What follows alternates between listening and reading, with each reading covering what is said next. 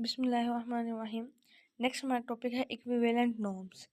Consider the space R square. R square में हमने एक स्पेस कंसिडर की है जिसमें आर स्क्वायर का मतलब है कि इसमें दो जो है वो एलिमेंट्स होंगे। अगर आर क्यूब होता तो हमारे पास ऑर्डर सेट में एलिमेंट्स होने थे एक्स वाई सी। ठीक है, आर स्क्वायर है तो आप एक्स वाई भी लिख सकते हैं, एक्स वन वाई वन भी लिख सकते हैं, एक्स और वाई सिंपल भी लिख सकते हैं। तो मैंने एक्स वन और एक्स टू वाले वेरिएबल्स उठाए।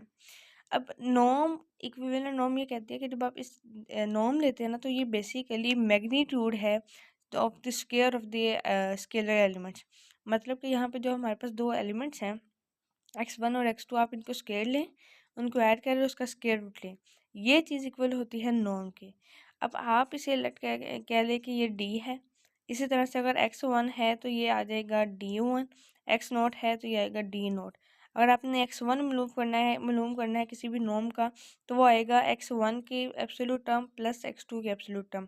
और अगर आपने एक्स नॉट मालूम करना है ये आएगा इस टर्म का मैक्सिमम, यानी इसमें से एक्स वन और एक्स टू के एब्सोल्यूट में से जो मैक्सिमम वैल्यू होगी ना वो आंसर होगा norm of x at zero का, और ये होगा डी नोट। तो देखिए हम इसके प्रूफ के लिए ये करते हैं। इक्विवेलेंट नॉर्म्स का मैं फिर आपको एक मतलब बता दूं। देखिए इक्विवेलेंट नॉर्म्स मतलब कि कोई भी दो नॉर्म इक्विवेलेंट है। वो इक्विवेलेंट इस तरह से है कि एक नॉर्म दूसरे नॉर्म के किसी न किसी स्केलर मल्टीपल के इक्वल है, तो हम इसे कहेंगे कि वो इक्विवेलेंट नॉर्म्स है दोनों। अब यहाँ पे देखें, अगर आप लेट कर लेते कि नॉर्म्ड स्पेस में से एक आ गया नॉर्म्ड स्पेस वन और एक आ गई नॉर्म्ड स्पेस टू। अगर आप नॉर्म्ड स्पेस वन के किसी एलिमेंट को कि नॉर्म्ड स्पेस टू के किसी स्केलर एलिमेंट के, रियल नंबर के स्केलर एलिमेंट के मल्टीपल के फॉर्म में लिख सकते हैं, इसका मतलब है कि ये नॉर्म और ये नॉर्म क्या है, इक्वल है। तो अगर आपने किसी नॉर्म को इक्वल प्रूफ करना हो तो आप ये फॉर्मूला यूज़ करेंगे, norm of x one which is less than equal to b. यानी देखिए या तो वो इसके दूसरी नॉर्म के किसी स्केलर से के मल्टीपल से बड़ा होगा या किसी स्केलर के मल्टीपल से छोटा होगा।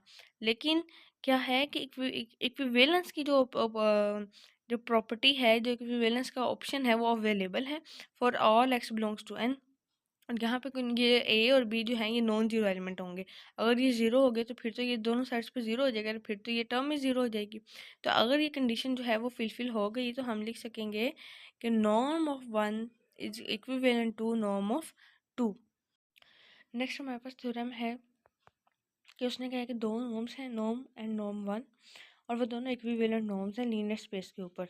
और आप ये शो करें कि एक नॉर्म के अंदर जो कोशी सीक्वेंस है, अगर वो कोशी सीक्वेंस नॉर्म वन में एग्जिस्ट करती है तो वही कोशी सीक्वेंस जो है वो नॉर्म सेकंड नॉर्म में भी होगी। Then every Cauchy sequence in नो इज़ आल्सो कोशी, यानी जो इसमें कोशी है वो इसमें भी कोशी होगी। ये चीज़ हमने प्रूव करनी है क्योंकि दोनों इक्विवेलेंट हैं। इसके लिए हम क्या करेंगे कि एक कोशी सीक्वेंस लेट करेंगे, let x n be a Cauchy sequence in norm one, then given any epsilon greater than zero. Cauchy sequence की डेफिनेशन लगाएंगे और हमें पता है उसकी डेफिनेशन के अकॉर्डिंग वहाँ पे कोई नेचुरल नंबर एग्जिस्ट करता है एंड नॉट सच डैट के वो जो एम और एन हम लेते हैं वो greater than equal to n naught होता है उस नेचुरल नंबर को जो हमने सपोज किया होता है। और ये इम्प्लाई करता है कि आपने जिसको कोशी सीक्वेंस प्रूव करना है वो बाद में आती है और उसके साथ एक और कोई सीक्वेंस आप लेट करते हैं और उनका डिफरेंस लेते हैं। तो x m minus x n norm is less than epsilon.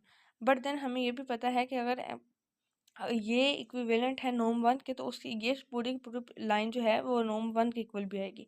M n is greater than equal to n naught. ठीक है, for all x m minus x n norm one is less than equal to one over a norm of x m minus x n. अब यहाँ पे देखें ये हमने किस तरह से लिख लिया, क्योंकि अभी मैंने आपको बताया कि जब दो नॉर्म्स इक्विवेलेंट होती हैं तो हम क्या करते हैं कि एक नॉर्म को दूसरी नॉर्म के किसी स्केलर मल्टीपल की फॉर्म में लिख सकते हैं।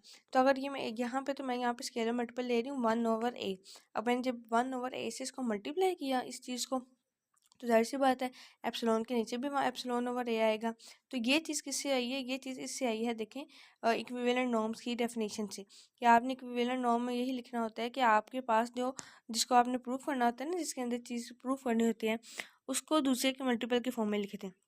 तो ये डेफिनेशन है a into norm of x one in which is less than equal to norm of x which is less than equal to b into norm of x one for all x belongs to N. अब देखिए हमने ये ऐसे ही तो किया, हम एक से लेके चलें, एक साइड लेके चलें, ठीक है। हम नॉर्म 1 को नॉर्म 2 के इक्विवेलेंट प्रूव किया है हमने, और हमने ये चीज़ प्रूव किया है, इक्विवेलेंट तो उसने दिया था कि उसमें जो कोशी सीक्वेंस लेते हैं, अगर वही सारी सारी डेफिनेशन आप कोशिश दूसरी नॉर्म के ऊपर अप्लाई करें तो उन दोनों नॉर्म्स को हम इक्विवेलेंट वाले फॉर्मूला के फॉर्म में लिख सकते हैं। अभी हमने लिखा ना 1/a से जब मल्टीप्लाई करवाया, स्केलर तो कोई भी हो सकता है। तो अगर ये इस तरह से अगर आपको इसका कन्वर्स पार्ट आ गया या आप कन्वर्स करना चाहें तो आप नॉर्म 1 से एलिमेंट सीक्वेंस उठाएं और वो नॉर्म 2 की फॉर्म में लिख दें कोशिश सीक्वेंस, तो आपका उस तरह से भी हो जाएगा। हैंस ये जो सीक्वेंस हमने ली थी x n is a Cauchy sequence in normed space into norm 1, the converse follow similarly. अगर आपने एक इस नॉर्म को लेके दूसरी नॉर्म को प्रूव करना चाहते हैं तो वो उस तरह से भी हो सकता है।